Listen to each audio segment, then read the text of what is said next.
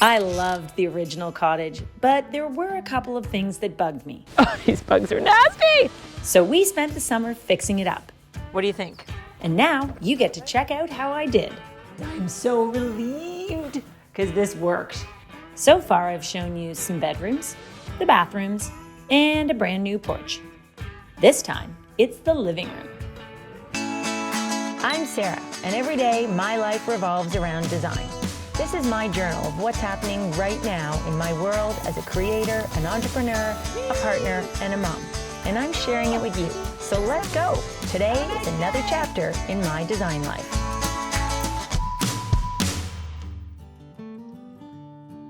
This always has and always will be one of my all-time absolute favorite rooms in the whole wide world. I almost get misty and sentimental just thinking about it.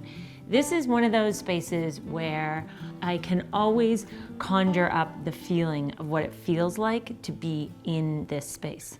Let's be honest, right now, I kind of wish I was just chilling in the chaise, reading a magazine, but that's not happening today.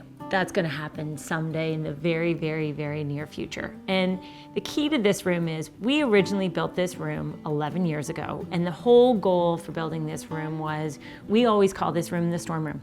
And it is our living room, but we call it the storm room because this is that special, unique place where no matter what the weather, you always feel like you're in the weather. It is the place where if there's a massive thunderstorm that wakes everybody up in the middle of the night, we all congregate here to watch the lightning, to watch the storm roll across the bay. And on a beautiful day, it feels like an outdoor space because you can crank all the windows open.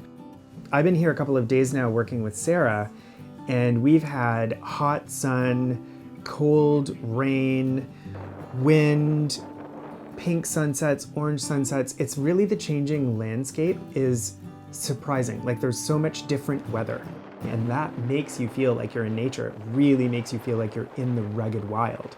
On the coldest, nastiest day, it feels cozy and you can wrap yourself up in a blanket.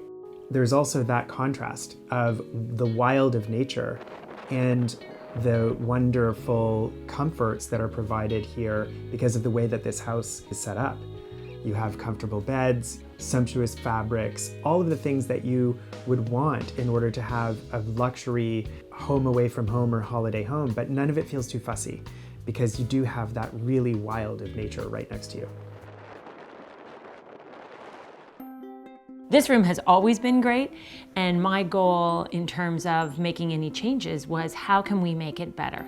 And I think the big game changer in this space of what made it better was by going with windows that just have a single pane of glass. We got rid of the ladder bars that were across the top, and sometimes it's the little things in design and in architecture that make the biggest difference. So we had this ladder detail with the simulated divided lights, and now we've gone to single pane. None of us could even get over how much more view it felt like we were getting. It felt like we raised the sky, and that is a big game changer. Here's some things we didn't change in this room. We did not change the coffee table. I considered changing the coffee table. I suggested to Alex that maybe I should find us a new coffee table. And you know what he said? He said, this is the only piece of furniture that has been with me since I was a kid. And I really love it, and I'd like to keep it. And you know what? I really love it too. So we kept it. So if something really works, don't feel you need to get rid of it if you're redesigning a room. Keep it. Keep the things that matter. The candelabra stayed because this is our best source of light in the evening. We have 3 lamps in this room, but we try to not use them. We try to live by candlelight because that is the defining element of being in this space. It's what we love is life by candlelight in the summer. We don't do it the rest of the year, and so we embrace having that element be preserved here when we're living our off-the-grid island existence. The other thing we didn't change was the layout of the room. I changed every piece of furniture in here, except the coffee table, but I didn't change the layout. Why? Because I couldn't improve on the layout. The chaises need to be here on the west window. They need to face each other. There needs to be 2 of them because one chaise just isn't enough.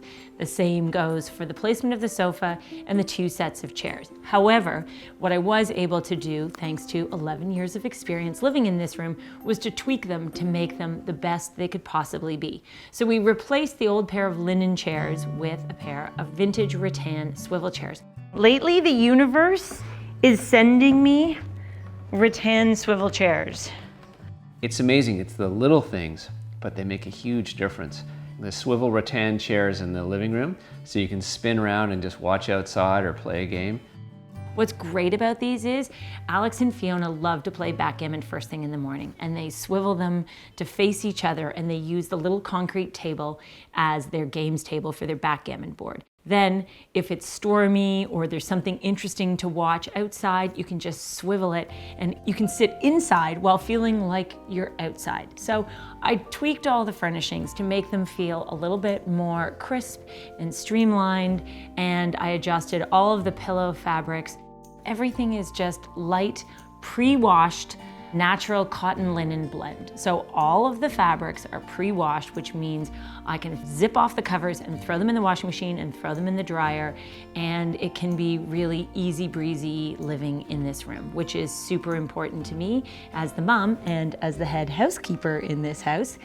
Also, the accent fabrics, I wanted them to tell the story of water, and I wanted everything to have texture.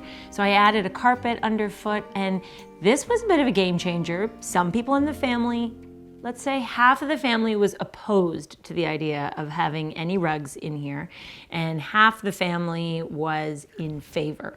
So fortunately, the pro side of the family laid down the rugs when the con side of the family was not around, and at this point, we are 100% on board with the softness that they lend underfoot. The rugs, I was dead set against the rugs. The rugs make it so cozy and nice. I can't believe how many years we didn't have rugs. I always thought that because it was a space where it could get really, really hot in the summer, that it was better to have bare floors. But on cool mornings and really even on a hot day, a rug doesn't make it feel hot. I've chosen to go with very low pile rugs in the spaces in the cottage where I've introduced them, and it just creates another layer of softness and another layer of texture. So if you're thinking about whether to add one or not, I say try it. Try before you buy, or buy, then try, and make sure you can return it if it doesn't work. How's that for some good advice? You may remember I went to check in on the furniture when it was in production, and I had a panic moment, and I thought, oh no, I've done a very bad thing and my family's not gonna be happy. I'm personally having a small heart attack right now because these are way more petite than I thought they were. You know what's really interesting? The new chaises, they are smaller, they are narrower, they are shorter, but they have a higher back. And this rounded silhouette is just like when you sit in it, it's like it gives you a hug. And everybody loves them. They have been a real destination throughout the summer. Look at these hard-working girls. Hard working or hardly working? I'm cleaning out the windows because Steve's about to finish painting them, and on the other side of the window we have a relaxing teenager. This is the definition between the work zone and the lounge zone. If you try one, I challenge you to try and stay awake. Most people succumb to a slight doze, which is a good thing. That's exactly what we want. I feel like if you come into my house and you are a guest and you get into one of these chaises and you nod off and fall asleep, that's awesome. That means I have achieved my goal of creating a space that is both beautiful and elegant and comfortable. That's the key. All of the upholstered pieces are new. And to balance out the new, I like to inject some vintage elements into the room. So we have the vintage rattan swivel chairs, a vintage rattan table, and then a pair of wicker tables that I actually bought, I think, 3 TV seasons ago, and I had them in storage for the longest time. They originally had a glass top, and I went to Tony, my marble fabricator, and I got 2 remnant pieces of stone. So this is going to go on a pair of vintage rattan tables. And what I like about it is now the tables are super durable. They're not fussy with a glass top. And the striations in the marble look so beautiful. Again, they sort of reference the feeling of the movement on water, and it's just another layer and another material to mix into the room. So we've got linen, cotton, we've got wool in the poofs and in the rug, we've got rattan, we've got wicker, we've got marble, and we've got oak. So every room that I like to create, the rooms that I like best and the rooms that I feel are the most curated and layered and textured are the ones that mix a whole variety of materials.